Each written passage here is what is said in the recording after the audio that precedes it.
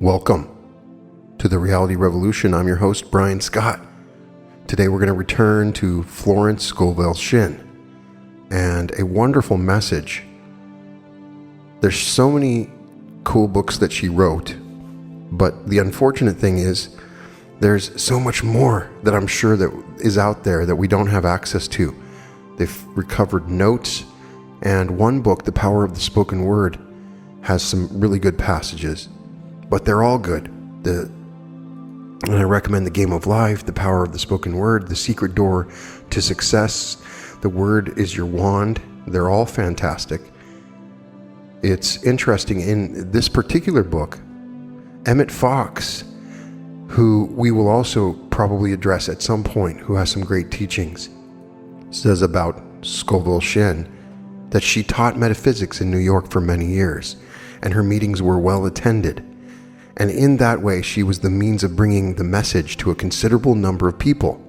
Her books have had a wide circulation, not only in America, but abroad. They seem to have a knack of finding their way to remote and unexpected places in Europe and other parts of the world. Now and again, we meet someone who came into the truth through finding a Florence Shinn book in the most improbable location. One secret of her success was that she was always herself, colloquial, informal, friendly, and humorous. She never sought to be literary, conventional, or impressive. For this reason, she appealed to thousands who would not have taken the spiritual message through the more conservative and dignified forms, or have been willing to read, at least in the beginning, the standard metaphysical books. She herself was very spiritual, although she was usually hidden behind a matter-of-fact and carefree treatment of her subject. The technical or academic approach was not for her. She taught by familiar, practical, and everyday examples. She had been by profession an artist and book illustrator before becoming a truth teacher, and belonged to an old Philadelphia family, Emmett Fox claims. Now, this particular teaching is very poignant for what's going on right now.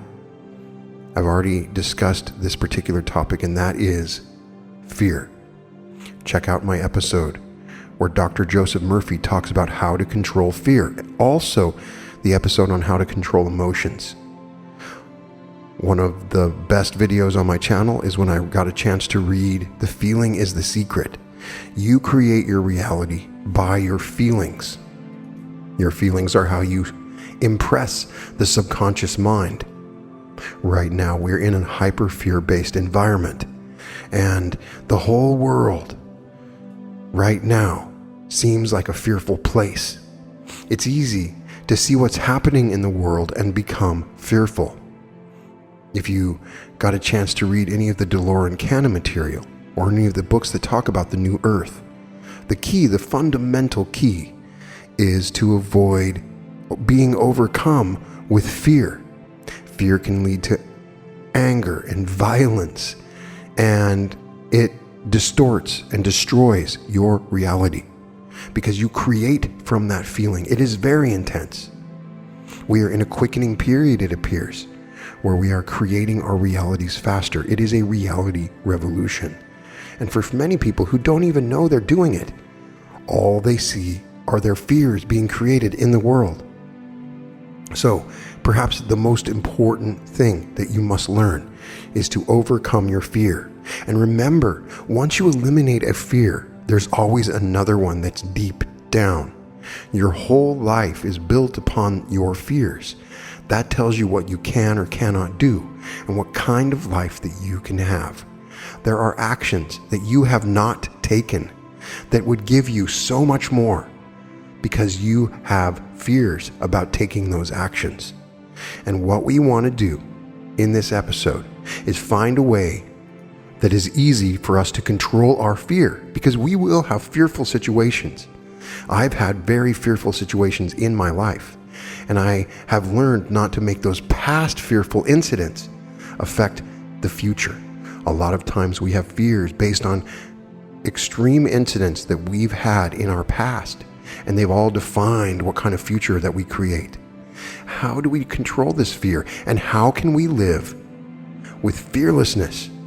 If we can be fearless, we can have and create any reality and do anything that we want. And one of the best teachings on this subject is Florence Scovel Shinn in this book, The Power of the Spoken Word. She has several chapters, and I wanted to go over these and add to our overall knowledge of how to control our emotions and how to use our feelings to create reality and how to overcome fear and be fearless in this world. She begins by saying, "Be strong. Fear not." Fear is man's only adversary.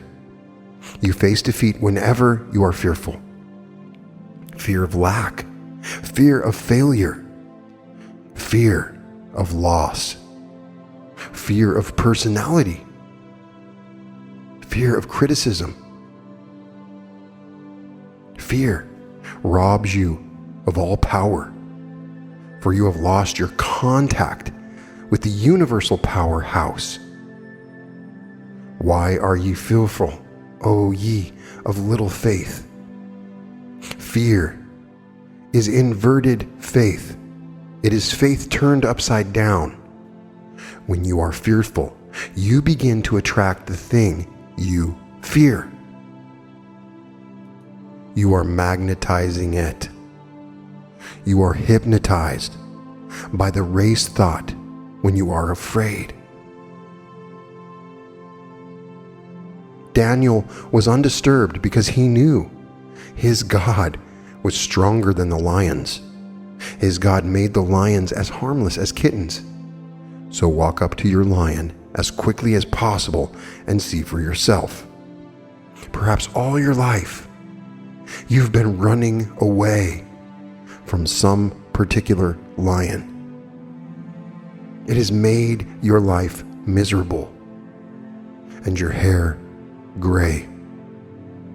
A hairdresser once told me that she knew a woman whose gray hair returned to its natural color when she stopped worry.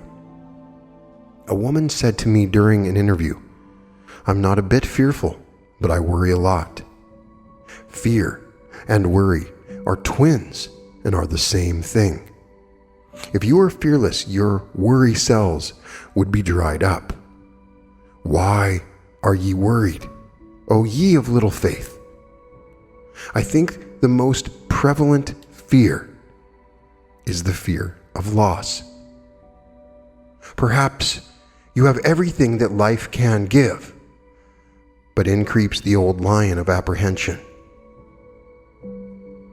You hear him growling. It's too good to be true. It can't last. If he gets your attention, you may well worry. Many people have lost what they prized most dearly in life. That is because, invariably, they fear loss. The only weapon you can use against your lions is your word. Your word is your wand, filled with magic and power. You wave your wand over your lion and transmute him into a kitten. But the lion will remain a lion unless you walk up to him. You may well ask, how do we walk up to lions? Moses said unto his people, "Fear ye not. Stand still and see the salvation of the Lord, which he will show to you this day. For the Egyptians, whom ye have seen today, ye shall see them again, no more forever. The Lord shall fight for you, and ye shall hold your peace." What a marvelous arrangement. Infinite intelligence knows the way out. Infinite intelligence knows where the supply is for every demand, but we must trust it, keep our poise, and give it right of way. So many people are afraid of other people. They run away from disagreeable situations. So, of course, the situation runs after them. The Lord is my light and my salvation. Whom shall I fear? The Lord is the strength of my life. Of whom shall I be afraid? The 27th Psalm is one of the most triumphant psalms. It is also rhythmic and musical. The writer realized that no enemy could harm him, for the Lord was his light and his salvation. Now remember, your only enemies are within yourself. The Bible is speaking of the enemy thoughts, your doubts, fears, hates, resentments, and forebodings. Every negative situation in your life is a crystallized thought. It has been built up out of your own vain imaginings. But these situations cannot stand the light of truth. So, you face the situation fearlessly, saying, "The Lord is my light and salvation. Whom shall I fear?" Jesus Christ was the greatest of metaphysicians and gave us definite rules for controlling conditions through word and thought. Thou hast made me wiser than mine enemies. First of all, you must be wiser than your enemy thoughts, the army of the aliens. You must answer every negative thought with a word of authority. The army of the aliens will chant, "Business is dull and money is scarce." Immediately you reply, "My supply comes from God and now appears like mushrooms overnight." There are no hard times in the kingdom. You may have to keep this up for quite a while, like the song of the katydids. Katy did, Katy didn't, and so on. Finally you win out, for the truth must prevail, and you have put to flight the army of the aliens. Then, when you are off your guard, the army of the aliens begins again. You're not appreciated. You'll never be a success. You answer immediately, "God appreciates me, therefore man appreciates me. Nothing can interfere with my divinely designed success." Finally, the army of the aliens is dissolved and dissipated because you do not give it your attention. You have starved the aliens out.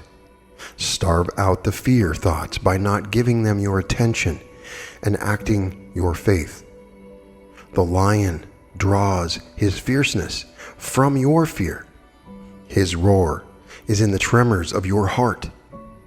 Stand still like Daniel, and you too shall hear the rush of angels sent to take your part.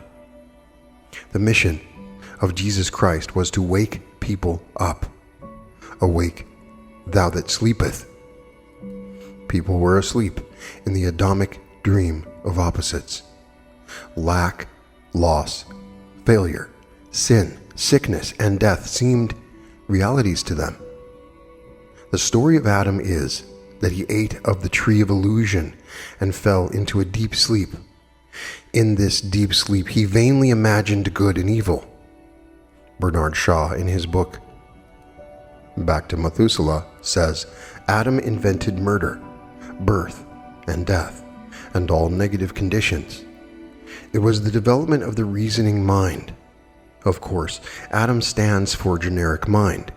In the Garden of Eden stage, man functioned only in the superconscious. Whatever he desired or required was always at hand. With the development of the reasoning mind came the fall of man. He reasoned himself into lack, limitations, and failure.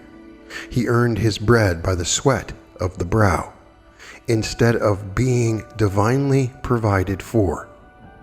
Jesus Christ's message was to bring back people into the fourth dimension, the Garden of Eden consciousness. In the 14th chapter of John, we find the summing up of all his teachings. He called it the gospel, which means good tidings. With amazing simplicity and directness, he told the people that if they asked, believing, they would receive. attributing the power always to the Father within. God is the giver, man the receiver. This supreme intelligence supplies man with all that he desires or requires. This was certainly a doctrine to wake people up. He proved his statements with miracles and wonders. One of the most dramatic miracles was the healing of the man who had been blind from birth. The opponents of Jesus questioned the man, hoping to find something against him. But the man would only say, "One thing I know, whereas I was blind, now I can see." This is a marvelous statement to make to yourself. Whereas I was blind, now I can see. Perhaps you were blind to your good, mistaking friends for enemies. When you are awake to your good, you know there are no enemies. For God utilizes every person and situation for your good. Hindrances are friendly and obstacles stepping stones. One with God, you become invincible. This is a very powerful statement. God's invincible power sweeps all before it. I ride the waves into my promised land. Riding the waves, they take you to your destination, free from the undertow of negative thinking, which would pull you down. Your thoughts and desires are always taking you somewhere. Prentice Mulford says, "The persistent purpose, that strong desire, that never-ceasing longing is a seed in the mind. It is rooted there. It is alive. It never stops growing. There's a wonderful law involved in it. This law, when known, followed out, and trusted, leads every individual to mighty and beautiful results. The law followed with our eyes open leads to more and more happiness in life, but followed blindly with our eyes shut leads to misery. This means that desire is a tremendous vibratory force and must be rightly directed. Take this statement: I only desire that which infinite intelligence desires through me. I claim that which is mine by divine right, and under grace in a perfect way. You will then cease desiring the wrong things, and the right desires will take their place. Your dreary desires are answered drearily. Your impatient desires are long delayed or violently fulfilled. It is important never to lose sight of this. Many unhappy situations have been brought about through dreary or impatient desires.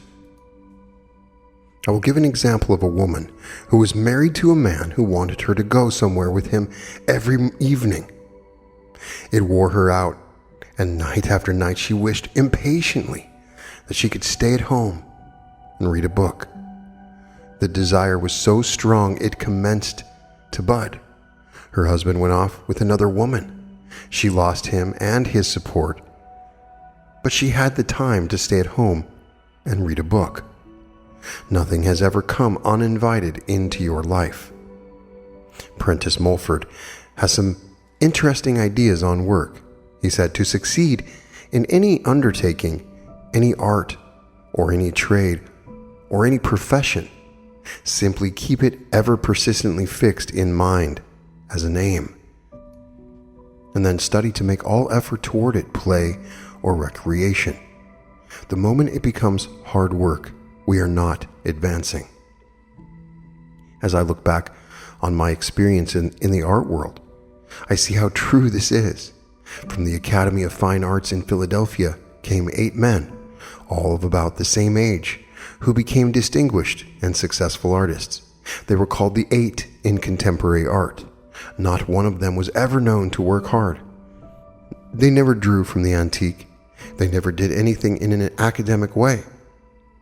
They simply expressed themselves. They painted and drew because they loved it, for the fun of it.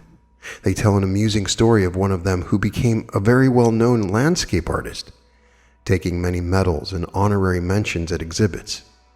He had a one-man show in New York City at one of the big galleries and was seated reading a paper An enthusiastic woman rushed up to him and said, "Can you tell me anything about the wonderful man who painted these adorable pictures?" He replied, "Sure, I'm the guy that painted the damn things." He painted for fun. He didn't care whether people liked his pictures or not. Whereas I was blind, now I can see my right work, my perfect self-expression. Whereas I was blind, now I can see clearly and distinctly the divine plan of my life. Whereas I was blind, now I can see that God's power is the only power, and that God's plan is the only plan. The race thought is still with a belief in insecurity. Awake, thou that sleepeth. God is your eternal security of mind, body, and affairs. Let not your heart be troubled, neither be afraid. If you were wide awake to your good, you could not be troubled and fearful. Waking up to the truth that there is no loss, lack, or failure in the kingdom of reality. Loss, lack, and failure would disappear from your life. They come from your own vain imaginings. The following is an example illustrating the working of the law. A number of years ago, when I was in London, I bought a wonderful fountain pen at Asprey's. It was Japanese and was called a Namike pen. It was quite expensive, and they gave me with it a guarantee that it would last 30 years. I was very much impressed because every summer on the 5th of August, they wrote me asking how the pen was getting along. One might have thought I had bought a horse. It was no ordinary pen and was very satisfactory. I always carried it with me, and one day I lost it. I immediately commenced denying loss. I said, "There is no loss in divine mind, therefore I cannot lose the Namike pen. It will be restored to me or its equivalent." No shops that I knew of in New York City carried these pens, and London was a long way off. But I was charged with divine confidence. I couldn't lose the Namike pen. One day, going along 5th Avenue in a bus, my eye caught a sign on a shop for the fraction of a second. It seemed to stand out in the light. It read, "Oriental Craft Shop." I had never heard of it, but I had a strong hunch to go in and ask for a Namike pen. I got off the bus and went into the shop and asked. The saleswoman replied, "Why, yes, we have quite an assortment. They have just been reduced to $2.50. I praised the Lord and gave thanks. I bought 3 and told the above story at one of my meetings. They were soon sold out as people rushed to get them. This was certainly an amazing working of the law, but I was wide awake to my good. I did not let any grass grow under my intuitive lead. The truth student knows he must prove the principle in his everyday affairs. Acknowledge me in all your ways, and I will direct your paths. Verily, verily I say unto you, he that believeth on me, the works that I do, he shall do also, and greater works than these shall he do, because I go unto my Father. What wonderful faith Jesus Christ had in man. He held the vision of the race to come, the man made in God's likeness and image, imagination, and whatsoever ye ask in my name, what will I do? That the Father may be glorified in the Son. If ye shall ask anything in my name, I will do it. He explained to the people that they were under a system of gifts. God was the giver, man the receiver. Believest thou not that I am in the Father, and the Father in me? The words that I speak unto you, I speak not of myself, but the Father that dwelleth in me. He doeth the works. He told people to seek the kingdom, the realm of perfect ideas, where all things would be added unto them. He woke them up. Whereas I was blind, now I can see. There is nothing to fear, for there is no power to hurt. I see clearly before me the open road of fulfillment. There are no obstacles on my pathway. Thou madest him to have dominion over the works of thy hand. Thou hast put all things under his feet. Psalm 8:6. Later on, Florence says that all through the Bible, we are told not to be anxious, not to be fearful, not to hoard or save, because an invisible power is at man's command to supply every need. But we are told that it would not work unless we believed in it. If thou canst believe in this God power, all things are then possible. It is difficult for man to believe in this power because he has had a right training in unbelief. I'll believe only what I can see was supposed to be the height of wisdom. We lived in a world of externals where we thought everything just happened. We did not know that back of every happening was a cause, that we ourselves started in motion the machinery which produced good or evil in our pathway. We did not know that words and thoughts are a form of dynamite and should be handled carefully with wisdom and understanding. We hurled out into the ethers words of anger, resentment, or self-pity, then wondered why life was so hard. Why not experiment with faith? Trust this invisible God power, and in nothing be anxious, but in everything, by prayer and thanksgiving, let your request be made known unto God. Could anything be more simple or direct? Anxiety and habit have become habits.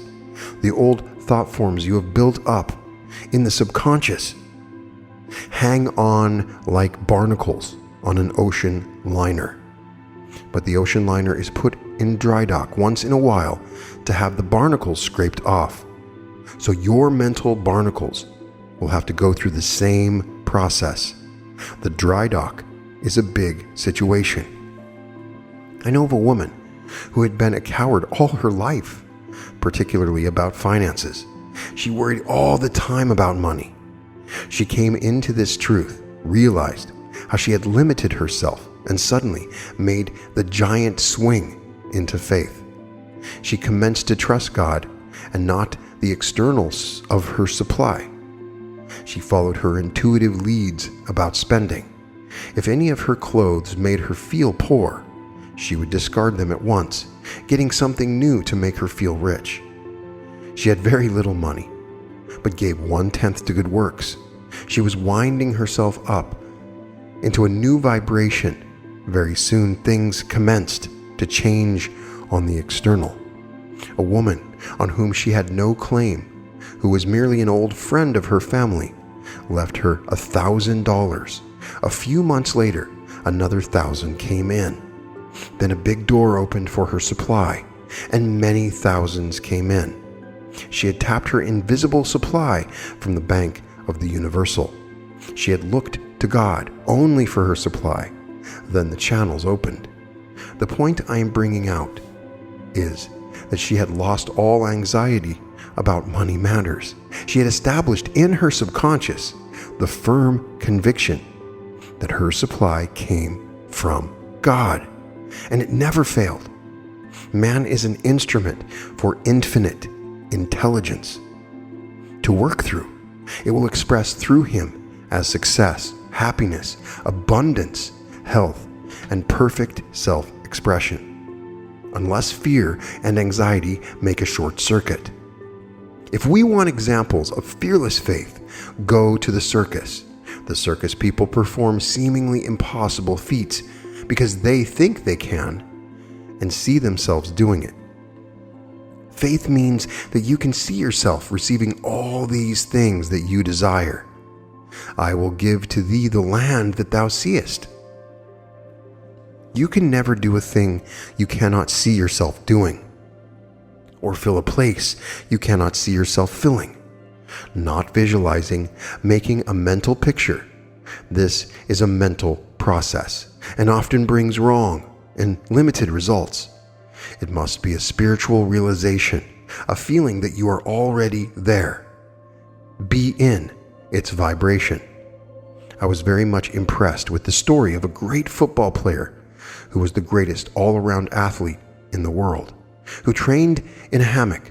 One day he was lying there drowsing in the sun, and the trainer came up to him with tears streaming down his face and said, "Jim, for the love of Mike and your country, won't you get up and out of that hammock and do something?" Jim opened one eye and said, "I was just thinking about that. I was going to send for you." "Good," said the trainer. "What do you want me to do?" "First," said Jim, "I want you to mark off 25 feet on the ground." The trainer did so. "Then what?" said the trainer. "That's all," said Jim, and then he closed his eyes and swung happily.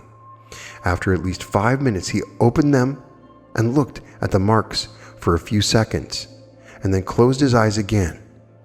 "What's the idea?" yelled the trainer. "What are you doing?" Jim looked at him reproachfully and replied, "I'm practicing the broad jump." He did all his training in a hammock, seeing himself doing the broad jump. Without the vision, my people perish in lack and limitation.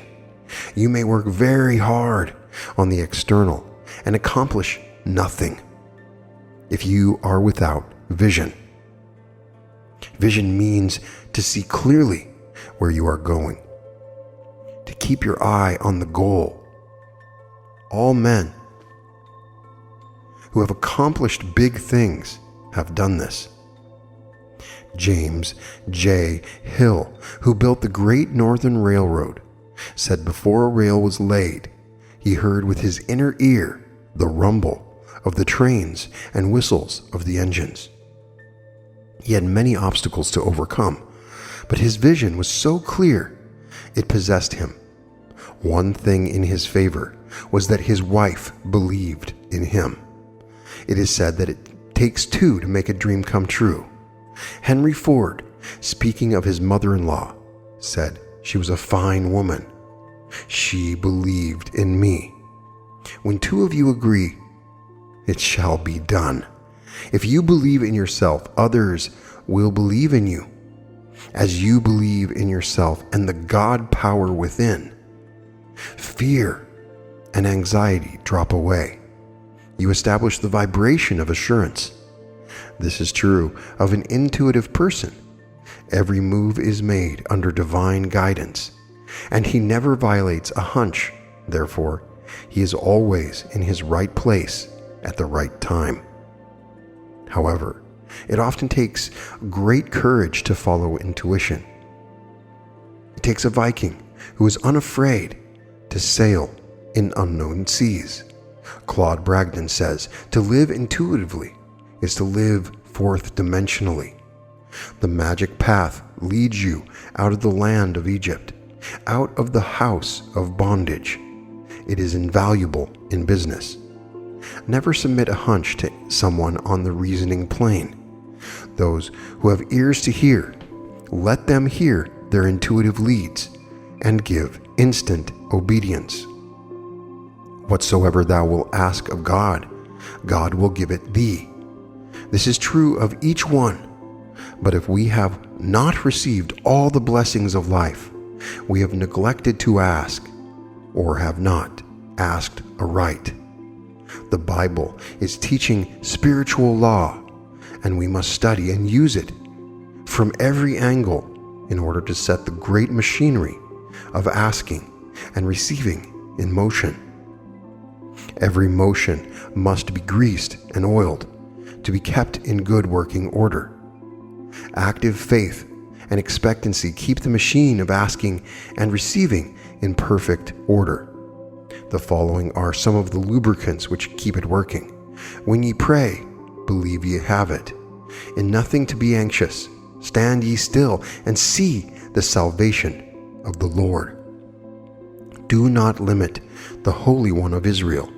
Realization is manifestation. Pray with praise and thanksgiving. Some people pray filled with anger and resentment. A woman wrote to me the other day saying, I have just had a good talk with God, and I told him just what he ought to do about it. She was in the habit of ordering people around, and looked upon God as someone she could bully into doing something for her. God is the supreme intelligence within each one of us, and we are the channels for it to express itself. We must be non-resistant, poised, and peaceful, expecting our good to come to pass. We are the receivers. God is the giver, and He must create His own channels. We find there is quite an art in praying aright. God must have right of way, His way, not your way. The moment you make your demand, infinite intelligence knows the way of fulfillment. If you decide how your prayer shall be answered, you have blocked the divinely designed channel. Then you are apt to say, I never have my prayers answered. We must acquire a technique and send out a sincere desire, which is a prayer. We are free from all clutch or anxiety when we say, if this is according to the divine plan, we will receive it. If not, give us its equivalent. Be careful not to force anything not divinely planned. We must know that linked with God power, nothing can defeat us. God's ways are ingenious, His methods are sure. Two of the most beautiful psalms are the 23rd and the 121st. Both give one a feeling of absolute security and were written by a man who had experienced the working of spiritual law. The God within protects, guides, and provides when fully trusted. Most people lose what they love most through fear of loss. They take every precaution on the external, not trusting the protection to the eye, which watches over Israel. Put whatever you love under the law of divine protection. The most important part of demonstrating is showing fearless faith. I will go before thee and make the crooked places straight. I will break in pieces the gates of brass and cut in sunder the bars of iron. The Bible is talking about states of consciousness.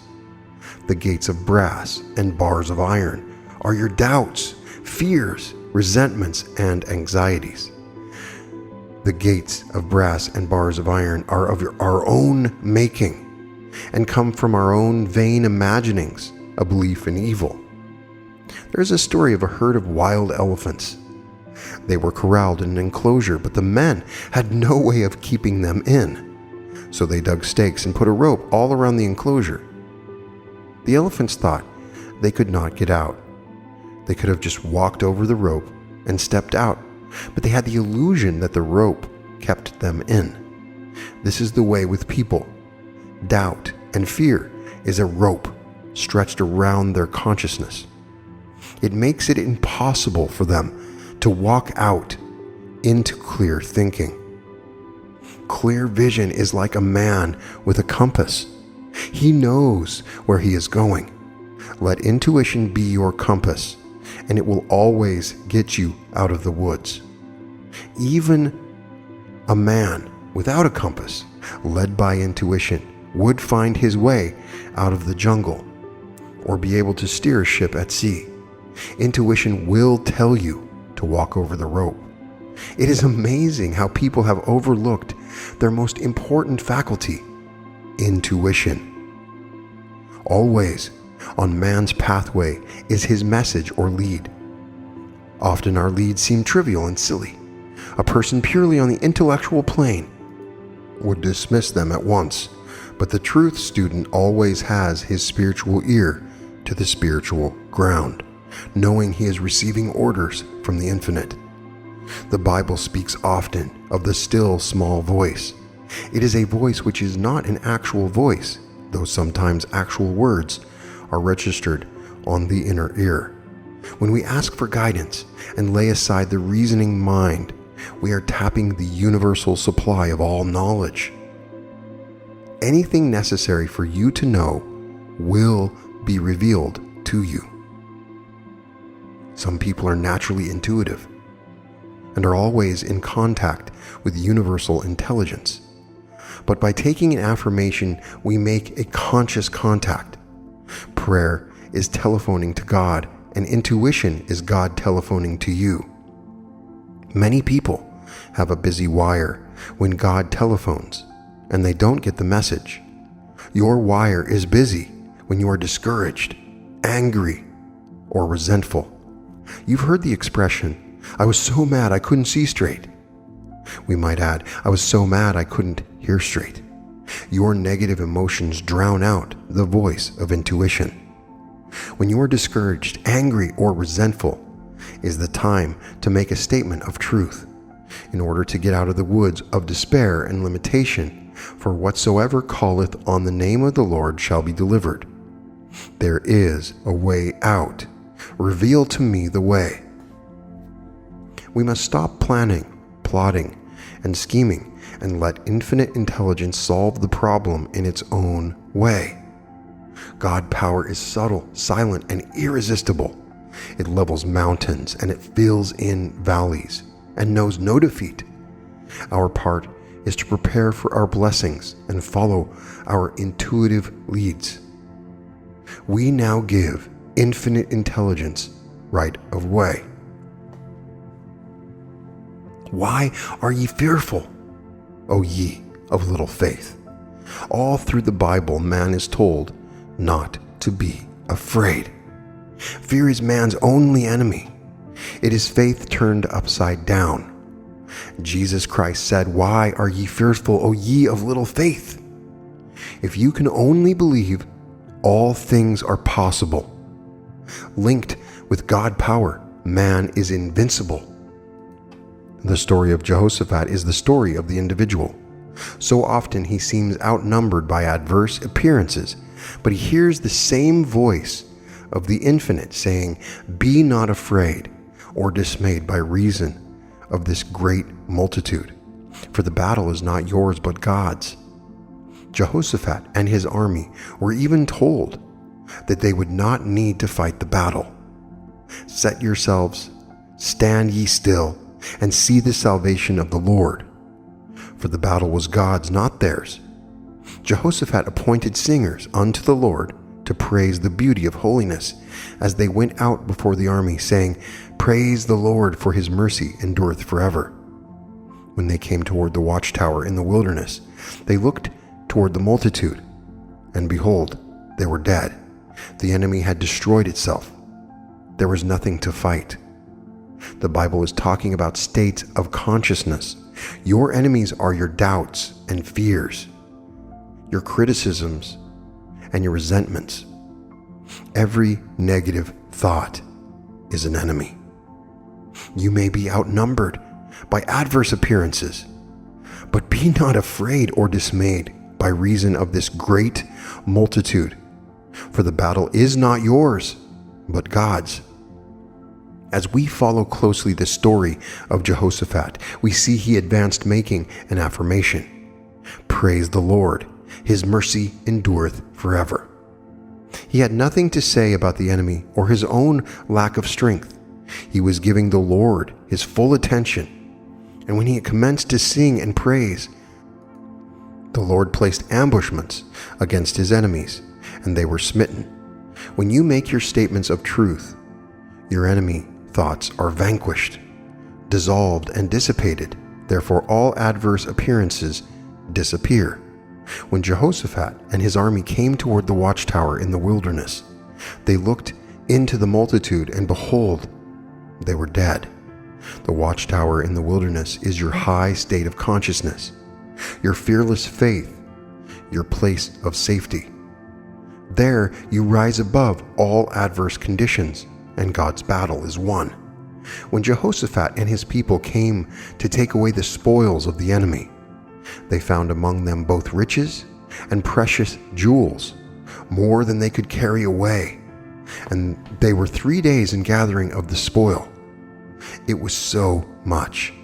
That means when you let God fight the battle for you, great blessings come out of every adverse situation, for thy God will turn the curse into a blessing. For the Lord thy God loveth thee, The ingenuity of the spirit is amazing. It is pure intelligence and brooks no interference with its plans. It is very difficult for the average person to stand still, which means keep your poise and let infinite intelligence run the situation. People like to rush into battle and try to manage things themselves, which brings defeat and failure. Ye shall not need to fight in this battle. Set yourselves, stand ye still, and see the salvation of the Lord with you. Tomorrow go out against them, for the Lord will be with you. That means not to run away from the situation. Walk up fearlessly and face the lion on your pathway. And the lion turns into an Airedale. The lion takes his fierceness from your fear. A great poet has said, courage has genius, magic, and power in it. Daniel was unafraid, and the lions' mouths were closed. King Darius called to Daniel while he was yet in the lion's den, asking him if God could save him from the lions. And Daniel answered, "O King, live forever. My God hath sent his angels and shut the lions' mouths, that they have not hurt me." We have in this story the subdued attitude of the lions as a result of spiritual power. The entire group changed from ferocity to docility, and Daniel looking away from the beasts to the light and might of spirit, which saved him completely from the lions. Scarcely a day passes without some sort of lion appearing on man's pathway. The lions of lack, limitation, fear, injustice, dread, or forebodings. Immediately walk up to the situation of which you are afraid. If you run away from it, it will always be right at your heels. Many people lose the things they prize or love because they are continually fearing their loss. They do everything possible on the external to ensure protection. But back of it all is the devastating picture of fear. In order to hold the things you prize and love, you must know that they are divinely protected. Therefore, nothing can harm them. I give the example of a woman who was very fond of a man who was good-looking and popular with women. She decided to prevent his meeting one particular woman of her acquaintance because she was sure the woman would make every effort to cut her out, to use a slang expression. One evening, she went to the theater, and there he was with the woman. They had met at a card party. Her fears had actually attracted the situation. I knew a woman who had 7 children. She knew they were all divinely protected, and they all grew up safe and sound. One day, a neighbor rushed in and said, "You had better call your children. They are all climbing up and down the trees. They are going to kill themselves." My friend replied, "Oh, they're only playing tree tag. Don't look at them and nothing will happen." Like Daniel, she turned her back to the situation and let God take care of it. The average person is a resenter, a resistor, or a regretter. They resent people they know and people they don't know. They resist everything from daylight saving up. They regret what they did or what they didn't do. It is very wearing to be with these people. They exhaust all their friends. It is because they are not living in the wonderful now and are losing all the tricks in the game of life. It is heaven to be unafraid and to live fully in the now. That is, to be fearless in using what we have.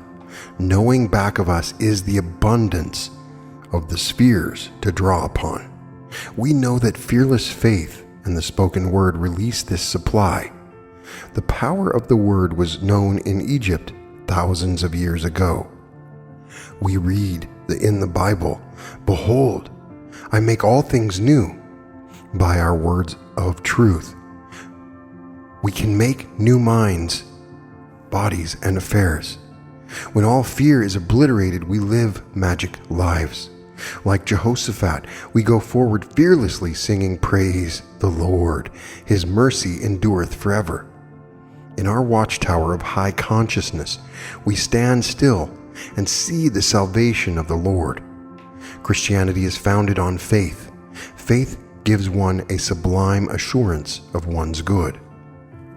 One may be surrounded by adverse appearances, but this sublime assurance impresses the subconscious mind, and a way opens for the manifestation of health, wealth, and happiness. There is an endless, invisible supply for every man. Before we called, we were answered. This supply is waiting to be released by faith and the spoken word. We find that Jesus Christ taught an exact science. At the World's Fair, there was a panorama of New York City in the Edison building. At dusk, when the city was being lighted up, the building showed a myriad of lights. The man explaining the exhibit said, "The city is lighted by the power of electricity at the turn of a switch, the turn of a hand." Edison was the man who had faith in the laws of electricity. He knew what could be done with it if it were harnessed and directed. It seemed to have intelligence of its own. He created a dynamo through which it would work after years of patience and loving absorption in his work. Now, this power lights the world, for it is harnessed and directed. Jesus Christ taught man to harness and direct thought. He knew that fear was as dangerous as uncontrolled electric forces. Words and thoughts must be handled with wisdom and understanding. The imagination is man's workshop, and an imagination running wild and building up fear pictures is just about as safe as riding a bucking bronco. We were born and brought up in an age of doubt and fear. We were told that the age of miracles was over and to expect the worst. An optimistic person was laughed at. A bright remark was, "A pessimist is a person who lives with an optimist." Eat the speckled apples first was thought the height of wisdom. They did not seem to realize that by following this advice, they would never catch up with the good apples, for they would be speckled too by the time they were reached. What a beautiful world this would be if all anxiety and fear were blotted out. These twins, anxiety and worry, have made men slaves and are destroyers of health, wealth, and happiness. There is only one way of getting rid of fear, and that is to transmute it into faith. For fear is the opposite of faith. "Why are ye fearful, O ye of little faith?" These words ring down through the centuries. Jesus Christ demonstrated this God power over and over again in order to convince his followers. Out of the invisible supply, he brought the loaves and fishes. He raised the dead and took money from the fishes' mouths. He told them, "Greater things shall ye do, for I am going." We know he was teaching an exact science, the science of mind, the power of thought, and the power of the word. We must have faith, for faith registers the idea in the subconscious mind. When an idea is once registered in the subconscious, it must objectify. That is the reason Jesus Christ told people that if they believed, which is having faith, all things were possible. How are we to get rid of this anxiety, for which we might call anti-faith? The only way to neutralize it is to walk up to the thing you are afraid of. There was a man who had lost all his money. He was living in very poor quarters, and all the people around him were poor. And he was afraid to spend the little he had. All he had was about $5. He had tried to get work, but everyone had turned him down. He awoke one morning to face another day of lack and disappointment, when the idea or hunch came to him to go to the horse show. It took about all he had, but he was fired with the idea of being with rich and successful people again. He was tired of his limited surroundings. He fearlessly spent the money for a ticket to the horse show. There he met an old friend who said, "Hello, Jim. Where have you been all this time?" Before the show was over, the old friend gave him a wonderful position in his firm. His hunch and fearless attitude toward money had put him in a new vibration of success. Form the habit of making giant swings into faith. You will receive marvelous returns. As has already been noted, we look with amazement at the people in the circus performing their remarkable feats. These people have the faith that they can perform these acts and see themselves doing them. You cannot accomplish anything you cannot see yourself accomplishing. These difficult feats are all a matter of poise and balance. Your success and happiness depend upon your poise and balance. Trusting God is like walking a slack wire.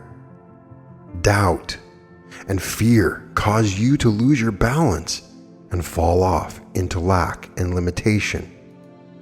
Like the circus performer, it takes practice.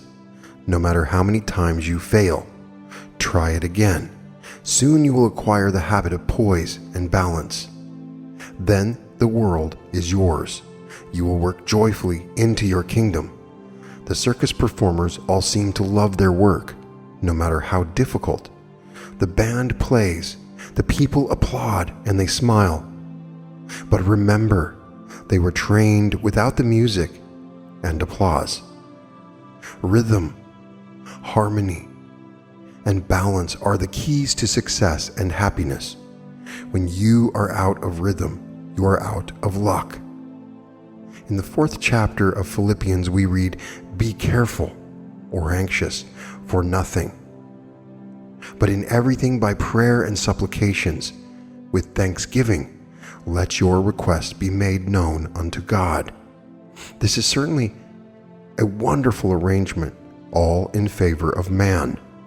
Man, free from worry and fear, asks with thanksgiving, and his good is given him. So I really loved these chapters that discuss fear. And Florence Scovel Shinn clearly shows why fear is so important to overcome.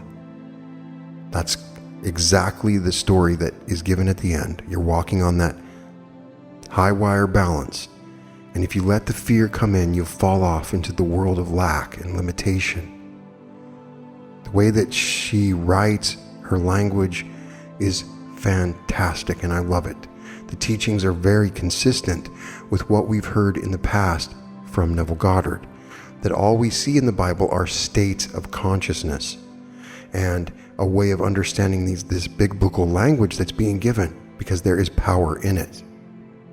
You have to enjoy all the stories in this. For instance, the story of the woman who, in fearing that a woman would end up with a man, magnetized the situation, and the exact thing occurred. And I have seen that so many times. Some dude is so worried that this other guy is going to end up with a girl, or vice versa, and then it ends up happening. Whatever you're fearing, it's so easy to occur in reality, because fear comes with major emotions and feelings. So we got to figure this out. You got to control the fears. And we have a system in place in these lectures that she gives that are very important, and that is use your word. If you have alien thoughts, as she describes, come into you, then use your word and say the opposite. If you think, man, I'm going to run out of money, say, God is the source of my supply. Create your own affirmation that makes sense, but say it out loud, the opposite. And that is powerful and works for me. And she gives a good way of doing it with several examples. There's nothing for you to be anxious about, and there's nothing for you to be fearful for. I know that your first thought is, well, he doesn't know my situation. I have it so bad. I promise you, I do know your situation. It may be horrible and terrible. Whatever it is not your fear. It is for God to fear. Just be still and calm and know that everything is going to be okay. It always is. As she says, throughout the Bible, we are told to avoid hoarding because it brings on that feeling and experience of lack. So, I am even guilty of this. At the beginning of the pandemic, of course, I went out to the grocery store and I hoarded. I bought extra meats and stuff I put in my freezer. And then you know what? Next thing you know, my freezer went out. This is a brand new refrigerator I bought in 2018. And so I had to throw away all the meats I had put in my freezer that I'd hoarded. So I could feel the wink of God saying, you didn't need to hoard even then. So it reminds me of the story that Joseph Murphy gives in his book, How to Attract Money, of the woman that goes out and buys all the coffee because she's so worried the coffee's going to run out. And then when she's at church, some people come in and rob her house and steal all of her coffee. So it's hard sometimes to be in this mindset of abundance. Even me, who is constantly telling people to be in this mindset, learned a lesson when I thought, hey, I should probably have some extra meats just in case. And it's that just in case thought. You will always be taken care of. Do not worry. God has your back. So let's talk about this. What is it you're fearful about? What are you anxious about? What thoughts are coming up all the time? Are you letting these fearful thoughts create your reality?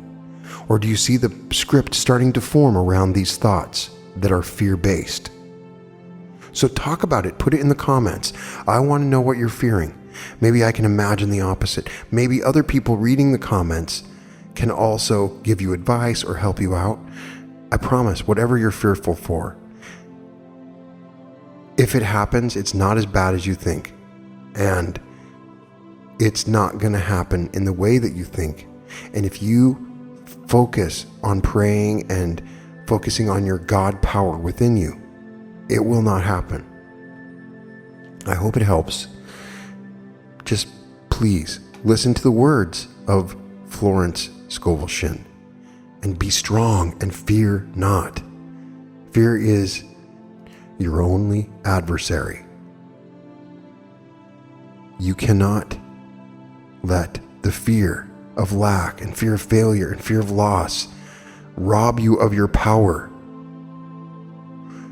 Be like Daniel walking into the lion's den, unafraid of those lions, because God has your back. And as we go into this pandemic, as it stretches along and the world seems to be coming apart in some places, but coming together in others, walk fearlessly into your future, creating the reality that you want with all the love, abundance, and health that you need, and enjoy every moment in this absolutely wonderful now. All episodes of The Reality Revolution can be found at therealityrevolution.com. And welcome to The Reality Revolution.